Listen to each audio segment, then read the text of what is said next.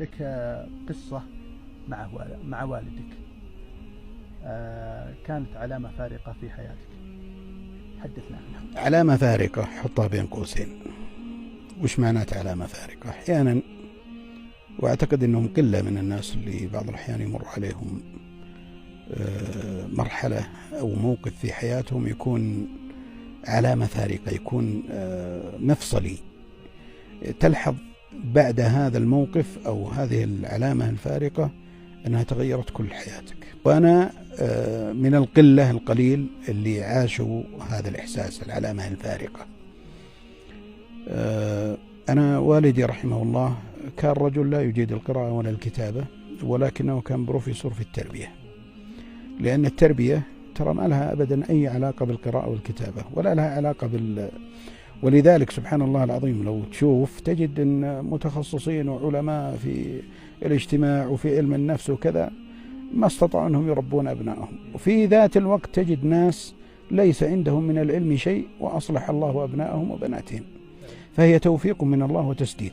فالوالد كان لا يجيد القراءة ولا الكتابة، ولكنه كان بروفيسور في التربية، رجل موفق ومسدد، رجل صالح. الوالد رحمه الله أصيب في آخر حياته بمرض السرطان، وما كان كبير وقتها، يعني يمكن كان بين 65 و70. يعني استحال علاجه، والسرطان بدأ يأكل في جسده حتى أضحى بطنه ملتصقا بظهره. في يوم من الأيام دخلت عليه وهو على فراشه، وكان متكئا، ومثل ما قلت لك بطنه قد التصق بظهره، وكنت أرى علامات الموت على وجهه. دخلت عليه وكان أمامه صينية فيها شيء من الأكل، وضعته أمي، وكانت أمي جالسة بجواره، فلم يأكل منها شيئا. فكنت أرى علامات الحزن على وجه أمي، وفي نفس الوقت كان أبي يلتفت إلي تارة وإلى أمي تارة، ويلتفت إلى الزاد تارة وقد عافى. في هذه الأثناء سبحان الله العظيم تبادر إلى ذهني معلومة عن الوالد، أنه كان يحب إذا حضر أي مناسبة كان يسابق الجالسين على الذبيحة، على مكان العصعص اللي هو عجب الذنب اللي يجي في آخر الذبيحة، كان يحبه كثيرا. فكان يروح أول ما يفعل قبل أن يضع يده لا في إدام ولا في رز ولا يضع يده في العصعص ويأخذه ويجلس يتعرشه. كنت ألاحظه، فسبحان الله العظيم خطر ببالي هذا الموقف، تذكرته وأنا أشوف الزاد أمام أبي.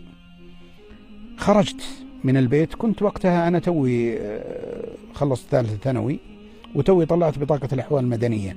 كنت حاط بطاقة الأحوال المدنية في جيبي هنا، يعني أستعرض فيها، يعني أصبحت أشعر أن لي هويتي، لي شخصيتي. خرجت من البيت، كان الوقت برد، وكان أقرب مندي قريب من البيت يمكن يبعد 3 كيلو. مشيت على رجلي، طبعا ما عندي سيارة، والله ما كان في جيبي إلا 3 ريال، ورحت لأقرب مندي على بعد 3 كيلو، كانوا فيه يمنيين بعد صلاة المغرب، وجيت عندهم وهم توهم يخرجون الذبيحة من المحنث، فقلت لهم أبغى نفر لحم. فجاءوا يبغون يختاروا لي من اللحم، فقلت لهم أبغى العصعص مع النفر، فأخذوا العصعص ووضعوه مع النفر. لما جينا في الحساب كان قيمة النفر ذيك الأيام تقريبا 20 ريال، وما كان معي إلا 3 ريال. فقلت لليمني، قلت بعطيك بطاقة الأحوال المدنية كرهن، وأتعهد أني أنا إن شاء الله أجيب لك الفلوس وأخذ منك بطاقة الأحوال. وافق اليمني. لو كنت قلت لليمني قبل ذلك يمكن ما يوافق، لكن اللحم قد هو في الكيس.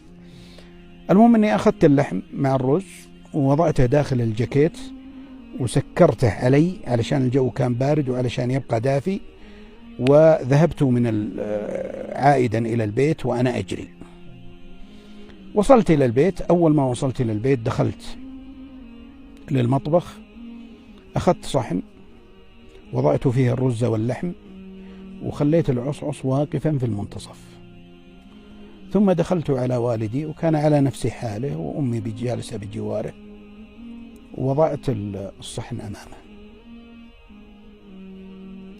أول ما التفت إلى الصحن التفت إلى عجب الذنب.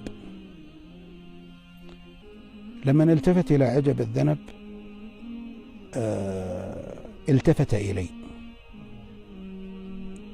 وجلس ينظر إلي وينظر إلى عجب الذنب. عرفت طلبي. ثم بعد ذلك قام ووضع يده على عجب الذنب وأخذه، ثم بدأ يلوك اللحم المختلط بالعظم في عجب الذنب.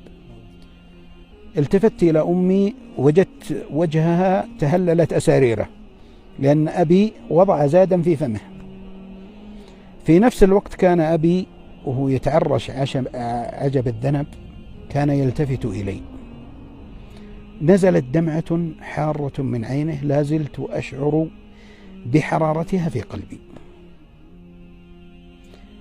عندما نزلت هذه الدمعة الحارة التفت إلي وقال لي: روح يا ولدي الله ينور لك. لما قالها لي بكيت، نزلت دموعي تلقائيا من عيني، ما استطعت أن أتمالك نفسي. خرجت من المجلس. لما خرجت من المجلس يعني خرجت احتراما لمشاعر أبي أن يراني وأنا أبكي. أقسم لك بالله، أقسم لك بالله، من بعد ما خرجت وإلى هذا اليوم وأنا أتقلب في أستار الله من أثر هذه الدعوة.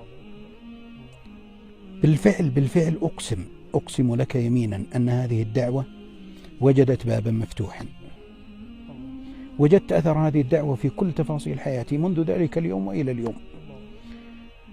منذ ذلك اليوم وإلى اليوم والله الذي لا إله غيره ما أصابني هم إلا وفرج، ولا غم إلا وكشف، ولا أصابتني مصيبة إلا وأزالها الله عني. أصلح الله لي ذريتي، أصلح الله لي أبنائي، رزقني الله رزقا والله إني إذا أقفلت الباب إن الرزق يدخل مع الطاقة.